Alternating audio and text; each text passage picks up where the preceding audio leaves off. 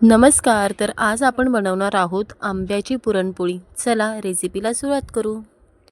तर इथे मी अर्धा किलो चण्याची डाळ घेतलेली आहे. ती स्वच्छ धुवून त्यामध्ये थोडीशी हळद आणि थोडंसं तेल टाकून कुकरला 4 शिट्ट्या करून घेणार आहेत.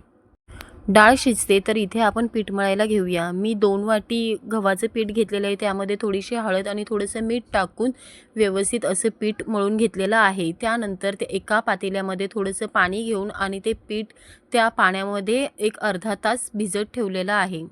त्यानंतर मी 2 आंबे घेतलेले आहेत. त्याची साल काढून त्याचा व्यवस्थित असा पल्प काढून घेणार आहे. इथे आपली डाळ पण व्यवस्थित अशी शिजलेली आहे. त्यातलं पाणी साईडला काढून घेते.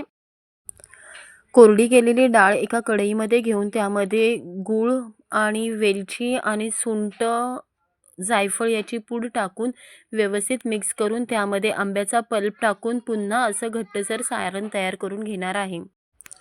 त्यानंतर भिजवलेलं पीठ काढून व्यवस्थित असं मळून घेऊयात. खूप असं छान प्रकारे पीठ तयार होतं. जास्त मेहनत पण लागत नाही. त्यानंतर चाळणीच्या साहाय्याने पुरणाचं सारण तयार करून घेऊयात आणि मग तयार झालेलं सारण याची पुरणपोळी तयार करायला घेऊयात. अशा प्रकारे लाटून घेऊयात आणि तयार आहे आपली आंब्याची puran poli. Thank you so much.